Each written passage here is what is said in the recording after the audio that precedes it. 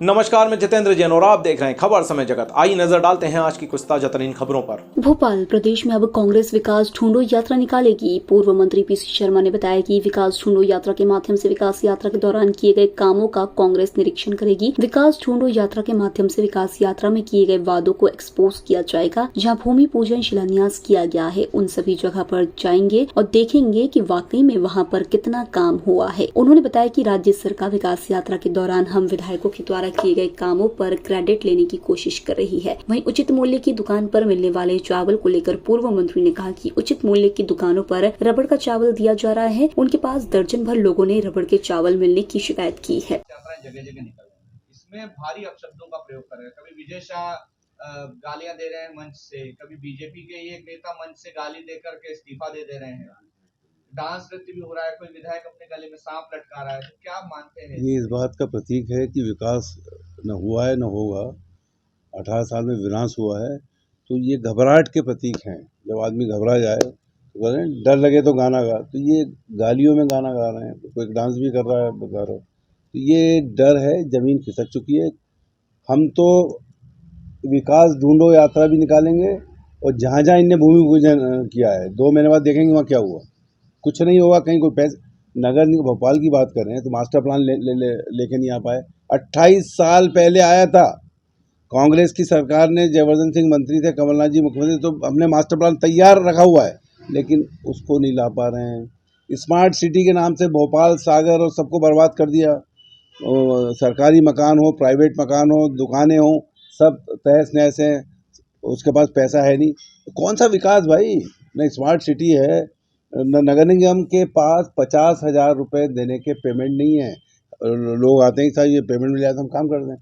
ये पेमेंट नहीं होगा तो आगे विकास काम होगा कहाँ? ये सब फर्जीवाड़ा है। और जो काम हमने विधायकों के रूप में किए हैं उनको सूची में डालते हैं, ये हमारे काम जो हम कर चुके हैं। बहुत पहले जिसके भूमि पूजन हो गए उनके जाके भूमि पूजन कर लें। अब श्याम नगर में पूरी जगह चिन्हित कराई हमने, उसके संजीवनी की, सब किया, उसका जाके लेना देना क्या है इनका संजीवनी से? ये हमारा कंसेप्ट है कांग्रेस। बोलो उसमें क्या है, मांग कर रही है, उसमें क्या है? हिंदू राष्ट्र के साथ की है, हिंदू राष्ट्र के साथ की है। पहले पंडोखर जी ने मांग की, फिर उसके बाद नहीं, पंडोखर ये नहीं कहा, रामराज, सिद्धेश्वर महाराज ने की थी। रामराज, चलो रामराज बोल देंगे।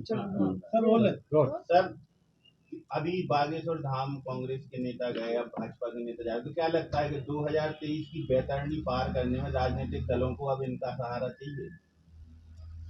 देखिए क्या है कि बागेश्वर धाम हो या पंडोकर सरकार हो या जितने भी संत हैं, ये संत हैं और संत के पास और भगवान के पास सभी लोग पहुंचते हैं और अपनी आशीर्वाद लेते हैं। तो इसमें मैं समझता हूँ कि कोई दिक्कत नहीं होना चाहिए किसी को।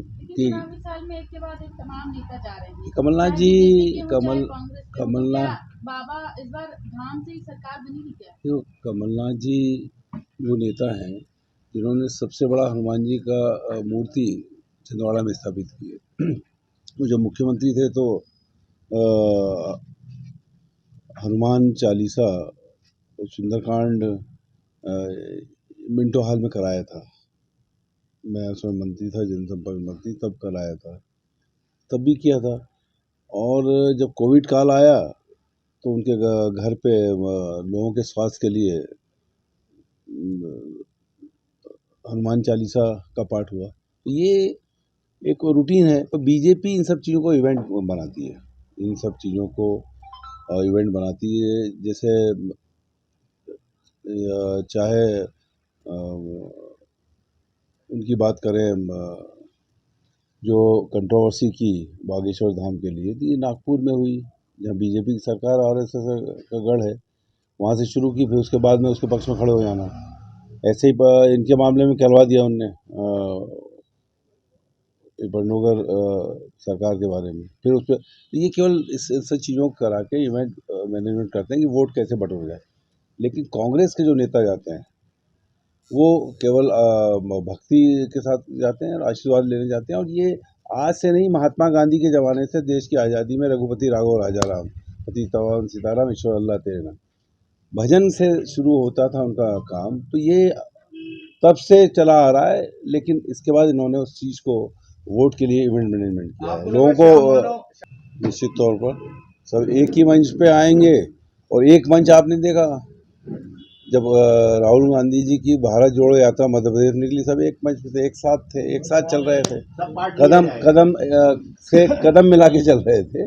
तो पूरे चले और चुनाव में पूरी तरह से चलेंगे। और जिनके अपने घर शीशे के हों, दूसरों घरों में पत्थर नहीं चला करते। शिवराज जी की टांग पकड़ के खींचने वाले जो कांग्रेस से गए वो अलग, दूसरे उनके जितने भी मंत्री हैं वो अलग, केंद्रीय मंत्री वो सब खींच रहे हैं, कह रहे हैं चेहरा ठीक नहीं है हटाओ। ये सब चल रहा है, तो पहले वो अपना देखें। सिंधिया और जयभान बवैया हैं, तो इसको लेकर क्या बूथ लेवल पर या जिला लेवल पर कोई कमेटी बनाई है कि इसको आइडेंटिफाई करें कि कैसे गड़बड़ियां हो रही हैं? ये हमारे जो मंडलम सेक्टर का गठन हुआ है वो लोग इसको देख रहे हैं। और इन्होंने जो वोट इनको लगता है, चाहे अल्पसंख्यक हों, आदिवासी हों, एससी, इनके थोक में वोट काटे हैं। और इन विधानसभाओं में चाहे वो नरेला हो, चाहे मध्य हो, चाहे दक्षिण पश्चिम हो या उत्तर हो, इस सब जगह माइनॉरिटी के वोट कैसे काटे जाएं, ये इन्होंने इंस्ट्रक्शन दे रखे हैं। लेकिन कुछ भी कर लें, इस बार इनकी हालत और ज़मीन इतनी खिसकी हुई है कि कुछ भी कर ले, ये 50-60 से आगे नहीं बढ़ने वाले। डॉक्टरों की हड़ताल है, भाजपा इस रोड मैप पर है कि जो आपस में जो तनाव है उसको ठीक कर रहे हैं? कुछ नहीं है, ये सबके रहेगा मुंह में राम, बगल में छुरी रहेगी। जब मौका जिसका लगेगा वो उसको निपटाएगा। तो कमलनाथ जी सब जितने भी फ्रैक्शंस हैं, अंदरूनी जो भी मन विचारों में भेदभाव, वो सब इकट्ठा एक मंच पर ले आए। देखो, कमलनाथ जी मध्य प्रदेश कांग्रेस के अध्यक्ष तो हैं, लेकिन राष्ट्रीय नेता हैं। पूरी दुनिया में उन्होंने अपने कामों से एक प्रतिभा वो अर्जित किया, ख्याति अर्जित की है। तो जहाँ तक मध्य प्रदेश का सवाल है, मध्य प्रदेश में सब उनके साथ हैं और उनके नेतृत्व में चुनाव लड़ा जाएगा और पूरी ताकत से कांग्रेस जीतेगी और कांग्रेस की सरकार बनेगी। आपकी बैठक में कर चुके हैं, साथ ही उन्होंने कहा कि हिंदू राष्ट्र बनेगा। ये पंडोकर सरकार ने कहा है कि पहले रामराज आना चाहिए, और भारतीय जनता पार्टी जब से बनी तब से कह रही है कि रामराज लाएंगे। लेकिन रामराज आज तक न मध्य प्रदेश में आया न देश में आया।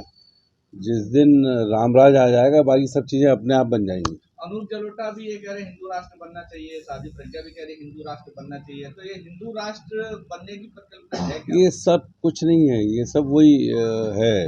ये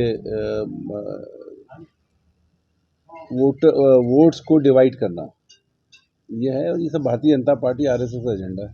खबर समय जगत के लिए संवाददाता आदित्य सराठे की report. For latest news, subscribe to our channel and press the bell icon